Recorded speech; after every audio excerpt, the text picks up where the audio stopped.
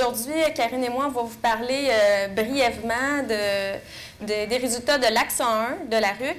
Donc, je vous rappelle que ce premier axe de recherche, de cette alliance recherche-université-communauté, portait sur le point de vue des usagers, donc des personnes toxicomanes elles-mêmes, sur leur expérience dans les services, sur leur trajectoire addictive également. Puis les liens entre les deux, Karine pourra en parler un petit peu plus. Donc aujourd'hui, on va vous exposer ce qu'ils nous ont dit, particulièrement au niveau des raisons qui les ont amenés à diminuer ou cesser de consommer à certains moments de leur trajectoire. Donc, c'est cet élément-là que je vais vous exposer davantage. Karine va vous parler plus des expériences d'utilisation des services et abordera toute la question de la collaboration, justement, dont on a entendu parler là, depuis ce matin. Alors, il faut quand même juste brièvement vous parler de la méthodologie. Donc, on a fait en fait 127 entretiens individuels, semi-structurés, des entretiens qualitatifs. Et on a rencontré une deuxième fois 79 de ces participants-là. Et c'était toutes des personnes qui ont été détectées comme ayant des problèmes de toxicomanie. Donc, soit à l'aide d'un outil ou à partir du jugement clinique d'un intervenant. Serge l'a dit, ils ont été recrutés dans 3 différents contextes, majoritairement au niveau des urgences hospitalières, ensuite au niveau de la cour criminelle et aussi en CSSS, mission CLSC. On pourra discuter un petit peu plus, peut-être durant la période de discussion, des raisons pourquoi il y avait juste 12 personnes qui ont été recrutées là, en CLSC, mais ce sont tous des endroits où on voulait recruter les gens, des endroits qui sont considérés comme étant en première ligne dans le domaine des dépendances. Donc, c'est là où on les a pris. On a mené les entretiens après un épisode de détection et de référence vers un service en toxicomanie. On a procédé à des analyses de contenu thématique. Les participants avaient en moyenne 38 ans, donc c'était des participants adultes, majoritairement des hommes, donc le 2/3 étaient des hommes. Et puis, une forte proportion de ces participants avaient aussi des problèmes de délinquance et aussi des problèmes de santé mentale. Je regardais justement tout à l'heure les informations. Et puis, au niveau de la détresse psychologique, par exemple, c'était 63% qui présentaient une détresse sévère lorsqu'on les a rencontrés. Donc, c'est un petit portrait très bref là, des participants de cette étude. Alors, si vous voulez avoir plus d'informations sur toutes les raisons qui ont amené les gens, en fait, à consommer plus, consommer davantage, c'est présent dans le livre qui va être lancé en fin de journée. Mais on a décidé de s'attarder lors de la présentation davantage aux raisons qui ont poussé les gens à diminuer ou cesser de consommer à certains moments de leur trajectoire. Alors, Brian le rappelait tout à l'heure, il y a quand même autour de 40% du succès thérapeutique qui est lié à des sources extra-thérapeutiques. Ça, il faut toujours le rappeler, puis il faut aussi rappeler qu'il existe un phénomène de rémission naturelle. Donc, tout ne dépend pas des services. Du point de vue des usagers, c'est sûr qu'il y a une partie de leur discours qui portait sur des éléments plus personnels, des sources de motivation plus internes. Donc, des gens qui nous ont dit qu'ils ont cessé ou diminué de consommer pour améliorer leurs conditions de vie, pour retrouver un équilibre dans leur vie. Évidemment, vous doutez bien, ce sont des adultes et ça n'arrivait pas en début de parcours, ce genre de réflexion-là, mais quand même, ce sont des gens qui réfléchissent, qui ont une morale, comme tout le monde. Et ici, on est tous des gens qui travaillent avec cette clientèle-là, mais je trouve que ce n'est pas suffisamment connu et dit des personnes toxicomanes qui sont conscients qu'il y a des problèmes avec leur consommation.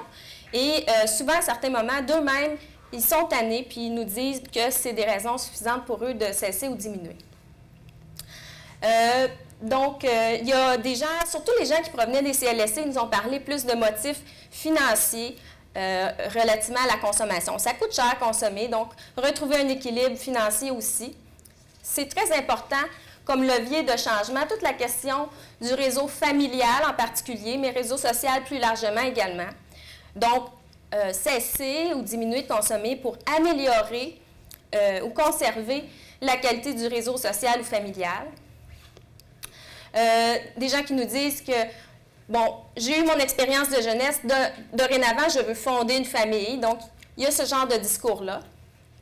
Donc, la famille revient souvent, lorsqu'il est question de la DPJ, par exemple, et tout ça, ça revient souvent dans les motifs qui poussent les gens à vouloir changer leur consommation.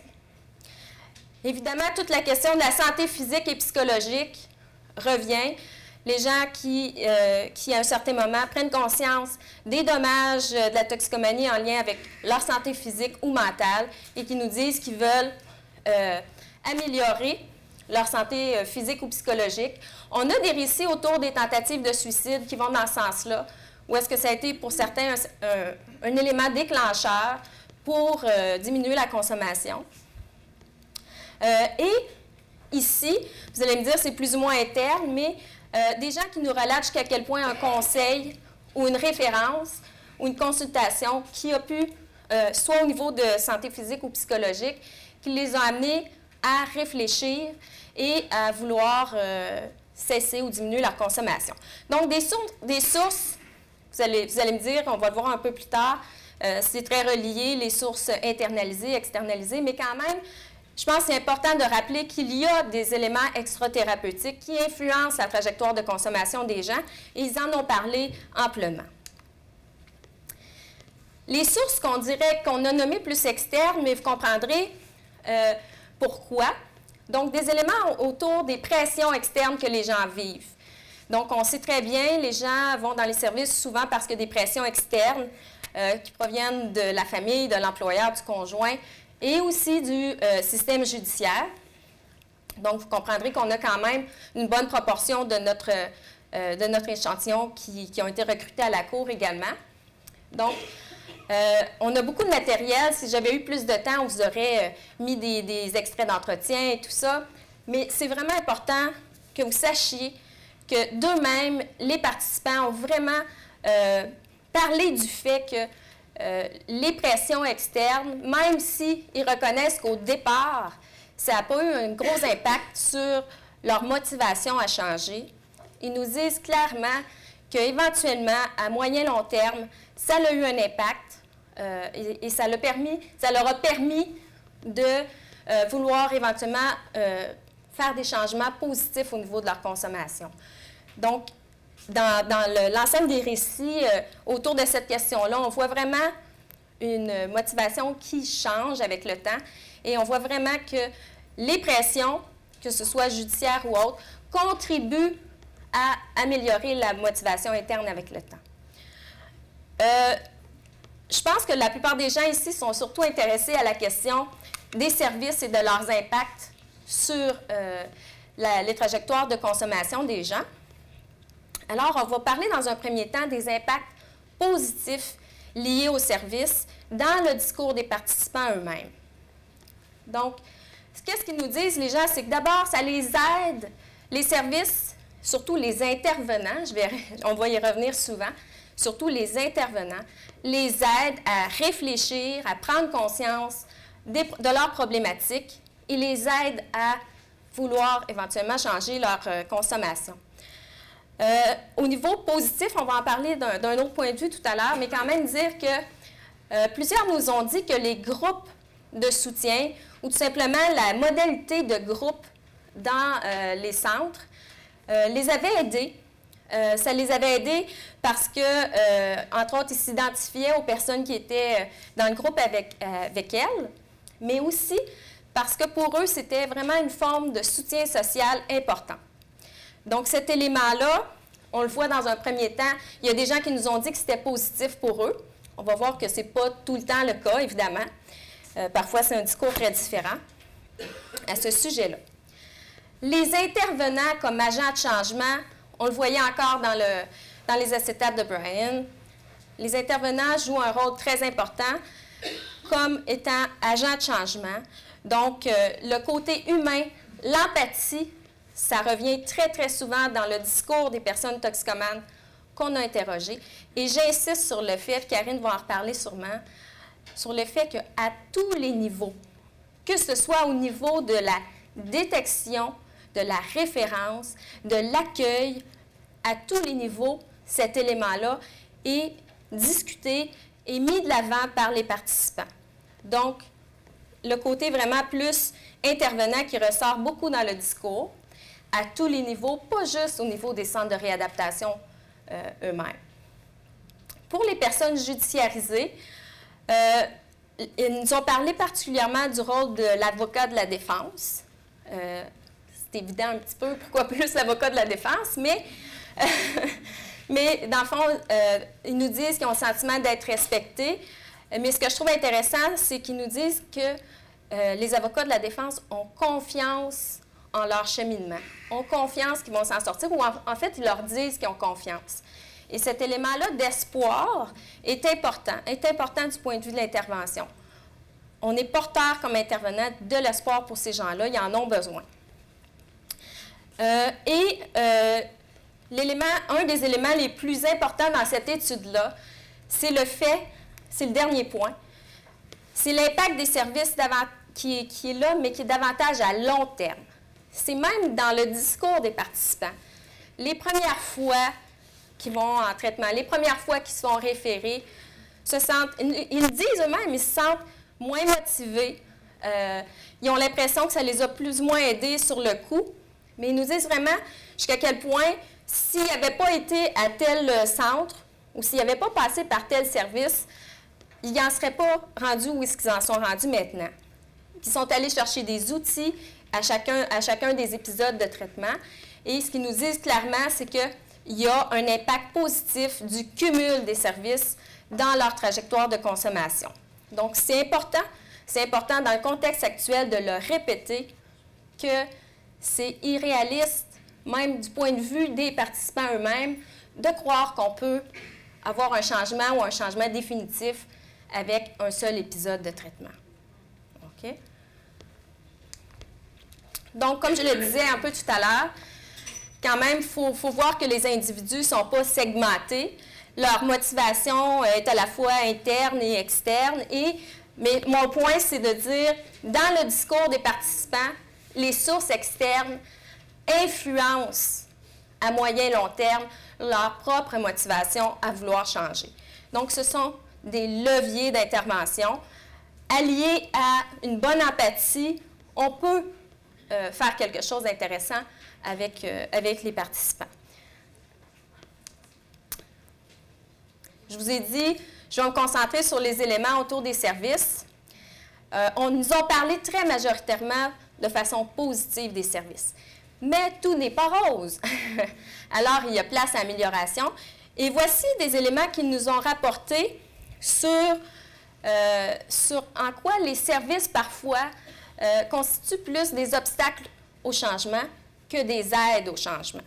Donc, je pense que c'est important de le mentionner.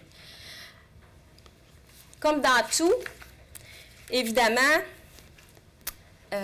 c'est important de savoir que si on prend le premier élément, les modalités des services, donc en 3 points principaux, nous ont parlé des modalités des services, des éléments là-dedans qui étaient plus ou moins aidants dans leur trajectoire, des éléments reliés au personnel, et ils nous ont parlé du craving. Donc, si on prend les modalités de service, d'abord, ils nous ont parlé du fait que, par exemple, le traitement résidentiel ne convenait pas à leur situation personnelle. Donc, quand on les oriente vers un traitement résidentiel, surtout pour les gens qui ont un emploi, qui ont une famille, c'est plus difficile. Donc, ça retarde du moins l'entrée dans les services puis la motivation réelle au changement. Les groupes de soutien, tantôt, plusieurs participants en ont parlé positivement, mais évidemment, il y a des gens qui vivent moins bien les groupes de soutien. Alors, pour certains, c'est plutôt un obstacle. Donc, le fait de devoir parler de leur consommation aux différents membres du groupe, particulièrement, je pense, dans les CLSC, c'est ressorti cette idée-là, cette espèce de pudeur par rapport à parler de leur consommation. Donc, ça ne semble pas convenir à tout le monde, puis on comprend bien ça. Des préjugés vis-à-vis des groupes de soutien, des groupes en général. Donc, on connaît bien ce genre de préjugés-là aussi. Donc, bonjour, je m'appelle Natacha, je suis toxicomane. Les gens font des farces avec ça, mais il y a des gens qui ont vraiment des préjugés foncièrement négatifs par rapport à ça. Puis ça les arrête dans leur enthousiasme à changer ou du moins à aller en thérapie. Les approches de confrontation, on va y revenir, mais plusieurs nous ont dit ça a tellement créé un gros malaise psychologique chez eux que ça les a poussés à faire des rechutes. Donc, il y a cet élément-là qui est revenu. Au niveau du personnel, on a dit tantôt, c'est super important, les intervenants sont vraiment souvent la clé du changement. Même, ils le disent, les personnes toxicomanes elles-mêmes, elles le disent. Donc, au niveau plus négatif, ce que les gens nous disent, c'est quand ils ont l'impression d'être jugés, de ne pas être respectés ou pas suffisamment soutenus par leur intervenant, ça constitue un frein majeur à leur cheminement. Aussi, le roulement de personnel. Donc, on a parlé un petit peu des structures tout à l'heure. Vous êtes très, très conscient de ça, j'en suis certaine. Mais le roulement de personnel, c'est quelque chose qu'on connaît dans tous les réseaux, santé, services sociaux, services correctionnels. Et c'est particulièrement les personnes judiciarisées qui nous en ont parlé. Vous n'êtes pas sans savoir à quel point c'est difficile pour ces personnes-là de créer un lien de confiance avec les intervenants. La peur que des informations circulent au niveau de l'agent de probation. Donc, toute cette peur-là, certains diront cette paranoïa, qui est quand même bien réelle, vécue réellement par ces gens-là, ça fait en sorte que le roulement de personnel les affecte particulièrement. Le sentiment d'être jugé ou traité différemment aussi chez ces personnes-là. Donc, le préjugé défavorable chez les personnes, je pense que c'est Michel qui en parlait tout à l'heure. Donc, les gens ont l'impression qu'ils sont moins bienvenus dans les services. OK? Donc, cet élément-là. Au niveau du craving, je trouvais ça intéressant de vous soumettre ces idées-là. C'est vraiment les participants qui nous ont parlé du fait que juste de discuter de la consommation, pour certains, ça leur donne envie de consommer. Donc, c'est important de garder ça en tête. L'expérience et les sentiments vécus durant la thérapie, avec l'idée, par exemple, de l'approche de confrontation, mais ça peut être autre chose aussi.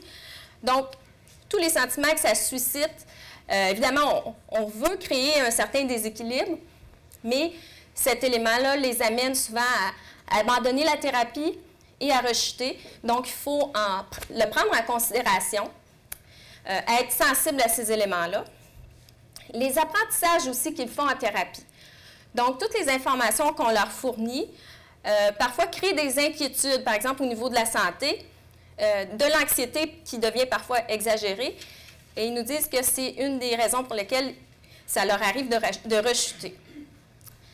Et j'ai hésité à mettre cet élément-là parce que c'est certainement pas le message que je veux laisser, mais il y a quand même quelques participants qui nous ont dit que le fait de distribuer du matériel d'injection, même s'ils savent pertinemment que c'est positif au niveau de la santé, pour certains, du moins à certains moments de leur trajectoire, c'est perçu aussi un peu comme un incitatif à la consommation.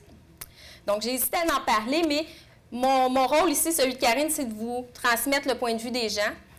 Donc, c'est évidemment quelques participants, ce n'est pas la majorité, mais je pense que c'est important que je vous le dise. Donc, peut-être pour faire la transition, merci beaucoup, Natacha. Pour faire cette transition-là, dans le fond, moi, je vais vous présenter plus en profondeur comment ils ont vécu la collaboration aussi, puis les enjeux entourant la demande d'aide et les références au niveau de leur expérience de service.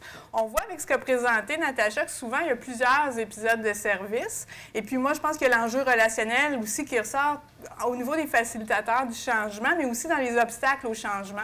Alors, on voit qu'il peut y avoir un cumul d'effets d'un épisode à l'autre. En même temps, lorsque des expériences négatives au plan relationnel, où on sent qu'il y a eu soit des préjugés, ils se sont sentis jugés, moins accueillis, ça va aussi, comme vous allez le voir, avoir un effet plus défavorable lorsqu'il va y avoir la prochaine épisode de service. Donc, autant on peut avoir un cumul positif, mais parfois, il y a aussi un cumul de méfiance qui augmente quand c'est des expériences moins favorables. Alors, quand quelqu'un nous quitte, qui a fait un certain bout de chemin puis qui a une perception positive de notre ressource, de notre centre, on est en train de mettre quelque chose d'important dans le coffre à outils de cette personne-là qui hésitera moins à nous demander de l'aide lorsqu'il ressentira le besoin. Donc, l'alliance thérapeutique, on la réfléchit d'ailleurs dans la littérature de plus en plus aussi en termes de lien avec la ressource. Des fois, on va le mesurer comme la perception du climat du centre qui affecte l'efficacité des traitements, par exemple, mais c'est aussi dans une perspective au long cours que cette influence-là, la perception des services peut influencer la demande d'aide. Donc, ils nous ont parlé peut-être aussi, rappeler que, bon, il y a une occasion de référence avec les corridors de liaison, notamment, ça a été la porte d'entrée. On s'intéressait à cet élément-là en particulier. Donc, je vais passer rapidement, mais on voit ici qu'il y a des corridors de liaison qui sont très bien dessinés entre l'urgence et la cour criminelle, où est-ce qu'on a été recruter les participants. Puis à ce moment-là, les personnes clés, ça peut être soit au plan médical, psychosocial, mais aussi l'avocat, les juges, qui sont nommés comme étant des personnes clés dans cette référence-là. L'agent de probation qui est moins fréquemment cité, qui a un rôle aussi d'autorité, mais on remarque dans nos analyses récentes au niveau des jeunes qui ressort un petit peu plus. Peut-être qu'en début de trajectoire, il y a une grande facilité d'aller créer une confiance à ce niveau-là par rapport à un cumul quand il y a une trajectoire de délinquance qui est plus longue. Donc, on voit que les situations qui vont déclencher la demande d'aide selon les portes d'entrée peuvent être différentes, mais au-delà de ça, donc, lorsqu'on parle par exemple du CLSC, là, il y a quelque chose de différent par contre, c'est que c'est rarement une crise, souvent c'est une demande pour un autre problème. Alors, à l'urgence, les gens arrivent avec des problèmes de santé physique majeurs qui peuvent être liés à la consommation d'alcool, consommation chronique ou de drogue ou encore intoxication aiguë, puis des crises suicidaires aussi au niveau de la santé mentale. Et puis, au niveau de la cour, bien, il y a des problèmes judiciaires qui fait que, clairement, il y a des avantages immédiats au fait de s'engager en traitement. Donc, on est dans une autre situation. Donc, on voit ici un extrait que je peux vous le laisser lire, mais comment le juge ici, même si c'est une imposition aussi, l'autre élément qu'on constate, c'est qu'au niveau de la cour, leur trajectoire ensuite va être très semblable en termes de besoins, en termes de détresse vécue. On a vu avec la conférence de Brian que la détresse psychologique était très élevée chez les gens qui sont au niveau de la justice, santé mentale, toxico. Puis effectivement, les gens, ce qu'ils nous disent finalement, c'est que oui, il y a une imposition, parfois un intérêt à diminuer, par exemple, la durée du temps en prison, mais beaucoup de besoins, puis finalement, souvent, beaucoup de motivation personnelle à s'engager, puis et donc, l'imposition d'un traitement par un juge ou la suggestion forte par un avocat va être très bien perçue très souvent.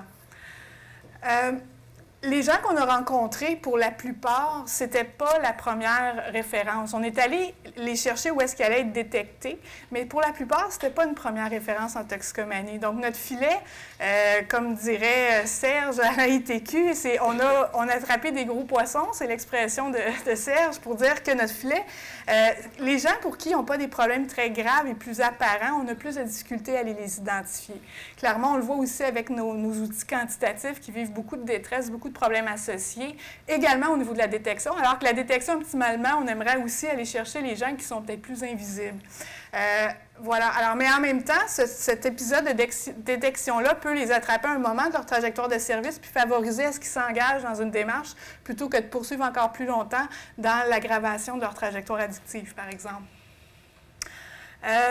Donc, ici, on voit que donc, les demandes d'aide, ça peut être pour des problèmes de santé physique ou mentale. Donc, on a un peu des exemples. Des problèmes de consommation, ça peut être la demande d'aide qui est directement liée à ça, mais souvent, les gens demandent de l'aide pour des problématiques associées, pas toujours directement pour la consommation. Et puis, ça peut être une prise en charge par le système de service aussi. Peut-être mentionner par le système de justice, c'est ça aussi. Alors, le fait de demander de l'aide psychologique, peut-être souligner aussi, on approfondit ceux qui ont une double problématique, puis on se rend compte que les gens ont plus de difficultés à accéder effectivement aux services en santé mentale et vont nommer ce besoin-là. Alors, le temps nous fait la guerre. Le vécu, donc, entourant les références, ça, c'est le thème du congrès, c'était le sous-thème. Lorsqu'ils se font référer, leur vécu est essentiellement positif. Je pense qu'ils se sentent donc soutenus, soulagés, accueillis, écoutés, respectés. C'est des termes qui vont ressortir beaucoup dans les entrevues. Mais il y a aussi parfois un vécu qui est plus négatif en termes de pression, de se sentir incompris, rejeté. Parfois aussi, l'absence de réaction indifférente, c'est de se sentir non concerné quand quelqu'un est vraiment plus en pré-contemplation. Donc, on voit que selon où est-ce qu'ils en sont rendus dans leur prise de conscience, ça peut influencer. Il peut avoir vraiment un effet choc, mais majoritairement, lorsque c'est le fait dans un contexte d'une relation thérapeutique qui est positive, c'est souvent un facteur clé qui va influencer le vécu de la référence. D'ailleurs, c'est pour la majorité des participants qu'on a rencontrés qui ont vraiment donné suite, finalement, à cette référence-là. C'est en ce sens-là que le système correctionnel peut vraiment être vu comme un levier d'intervention, puisque ces gens-là, même s'il y a une imposition au niveau du système correctionnel, vont finalement s'engager, puis ensuite, pour des motifs personnels, puis vont décrire de façon assez similaire, surtout positive, leur expérience de traitement. J'avance parce que, donc allons-y plutôt. Moi, je voudrais aller chercher sur la collaboration compte tenu du temps qu'on a. Alors, si on regarde la collaboration, donc on l'a effectivement évité le terme intégration sans le savoir, donc parce que c'est complexe, comme on a vu, mais nous, notre perspective, c'était vraiment la façon dont c'est défini, vécu de l'usager lui-même. Il nous décrit la collaboration sur le long du continuum, donc en termes de référence, de suivi, d'accompagnement, et finalement le travail en concertation. Donc, parfois, c'est une référence, un numéro de téléphone, parfois, on est supporté là-dedans, parfois, il y a vraiment de la co-intervention et puis un travail d'équipe tout le long du suivi, ce qui est beaucoup plus rare. Ce qu'on voit le plus souvent, c'est un accompagnement au niveau de la référence. Ça, là-dessus, c'est sûr qu'on a été les chercher où est-ce qu'il y avait des corridors de liaison. On est meilleur, si on veut, là-dessus, sur cet aspect-là, puis les gens l'apprécient beaucoup de façon générale. Au niveau du judiciaire aussi, c'est un sentiment d'être supporté qui est essentiellement traduit. Ils considèrent qu'il y a beaucoup d'avantages quand on se parle et qu'on veut travailler ensemble. Ils disent qu'ils se sentent... tu sais, on parlait de l'espoir de changer. Ils trouvent que la gestion de leur dossier est plus efficace, que ça leur donne une rapidité d'accès aux services. Puis ça, ils apprécient ça parce que quand ils ont des délais d'attente, ça, c'est vécu très difficilement. C'en est des obstacles qui sont nommés à répétition. Éviter de raconter son histoire à chaque fois, ça a été nommé ce matin, la difficulté de continuité de l'information, ils trouvent ça extrêmement pénible. Alors, quand on travaille ensemble puis on se parle, c'est enfin ils se parlent. Et ils considèrent que les services reçus sont donc de qualité, ils sentent qu'il y a une expertise, une collaboration donc qui rassure, soutient, encourage, puis donne l'impression d'être un peu pris en main. Bon, les gens connaissent leur affaire, puis voilà, j'ai espoir que ça va fonctionner. Il peut y avoir, par contre, l'autre côté, hein, qu'on dit, est-ce qu'on collabore tout le temps de n'importe quelle manière? Pas nécessairement. Il y a aussi des désavantages qui nous nomment. La gestion des rendez-vous. On voit ici, c'était un mal de tête avec les rendez-vous. J'ai un calendrier plein de rendez-vous, donc ça devient carrément un facteur de stress. Donc, on veut les mettre en réseau, répondre à tous leurs besoins, mais parfois, on est très exigeant peut-être avec eux. Aussi, de ce côté-là, où il y a une sensibilité à y avoir sur cet aspect organisationnel, puis de charge et de stress lié à un soin plus intensif. L'aspect émotionnel, autant même si on se parle, bien, cette intensité-là, au niveau de raconter des événements douloureux, traumatiques souvent, ça peut être difficile. La référence aussi, elle peut être faite, on ouvre sur des sujets difficiles, mais l'aide du collaborateur prend du temps. Donc, encore là, l'aspect des délais d'attente qui ressort. La collaboration qui rend parfois confus et méfiant. Donc, on voit dans l'extrait, je me sens étourdie parce que dans le fond, je me dis, il y en a bien trop, je m'en sortirai jamais. Ça, c'est un élément. Puis, on a beaucoup de participants qui ont une trajectoire très longue de service, notamment ou qui ont débuté dès leur adolescence avec les centres jeunesse et des multiples intervenants dans leur vie dès qu'ils ont 13, 14, 15 ans. Alors, il y a un aspect un peu d'intrusion ou de résignation. Même une fois, ben oui, moi, je les signe, les papiers, qu'est-ce que tu veux faire? Tout le monde connaît ma vie. On a eu des verbatims de ce type-là. Donc, une espèce de fatigue d'avoir tellement de gens dans leur vie. Donc, parfois, à tellement vouloir se réunir autour d'eux, ça peut être vécu de façon plus difficile, intrusive, puis même créer à l'inverse que leur cas est tellement complexe, est-ce qu'il y a vraiment de l'espoir à s'en sortir? Alors, Lorsqu'il n'y a pas de collaboration, une perception de l'absence de collaboration, mais il y a différentes façons de le vivre. Parfois, l'absence de collaboration est non souhaitée. On est fâché, c'est irritant, c'est difficile. Parfois aussi, c'est souhaité par les participants parce qu'il y a un désir de séparer, de prendre un contrôle sur sa vie. Donc, Debbie aux urgences nous mentionne, par exemple, c'est correct aussi que ça soit séparé parce que c'est pas nécessaire que les mêmes choses soient parlées d'un service à l'autre. Hein? Tantôt, on parlait des silos qui parfois ont une certaine fonction, mais il faut qu'ils communiquent ensemble. Mais ce qu'elle nous dit, elle, c'est s'ils ont besoin d'informations de ces deux silos-là, là, moi, je vais leur donner. Mais c'est moi qui vais prendre le contrôle là-dessus. Notamment, donc, il y a cet élément-là de respecter aussi jusqu'où puis sur quel sujet on a envie de traduire cette information-là qui est très important. Il y a beaucoup de collaborations qui semblent se faire, mais les gens ne sont pas au courant aussi. Hein? Ça, c'est un autre élément en termes de communication. On parle de continuité d'information entre les organisations, mais des fois, c'est avec le client. On se parle, mais on ne sait pas. Le client se demande, ils se parlent, ils ont signé des formulaires, mais ils ne savent pas trop de quelle nature la collaboration, quelle est cette collaboration-là qui se fait, mais ils savent qu'ils se parlent. Donc ça les intrigue, ou en fait, c'est pas quelque chose qui les habite tant que ça, mais c'est plus une impression de ne pas être impliqué. Puis là, c'est pas associé à une efficacité, à un sentiment qu'on est bien pris en charge, par contre, quand ça se passe. Alors, en conclusion, je pense que ce que je veux surtout que vous reteniez à travers tout ça, bien, il y a l'enjeu relationnel que j'ai déjà bien souligné tantôt, qui est important dans les deux sens, puis dans une perspective au long cours. Détection et référence, ce sont des interventions significatives.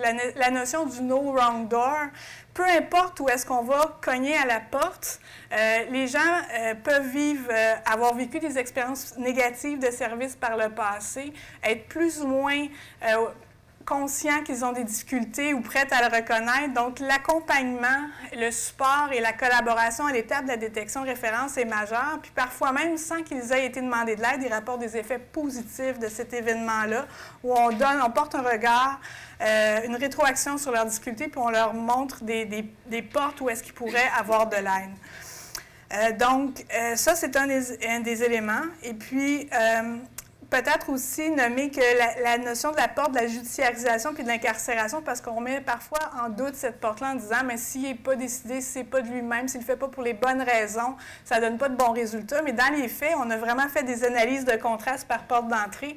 Ils sont beaucoup plus semblables que différents. Puis, au-delà du fait qu'au départ, ça peut être peut-être stratégique, leur motivation à s'investir, il y a des gains importants au fait d'aller en traitement chez cette population-là qui a été détectée à la cour criminelle.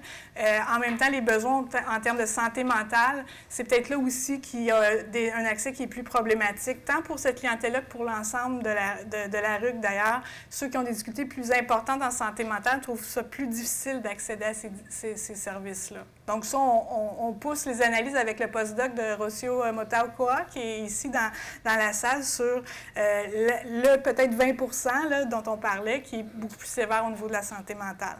Alors voilà, je m'arrête là-dessus. Je vous remercie de votre attention.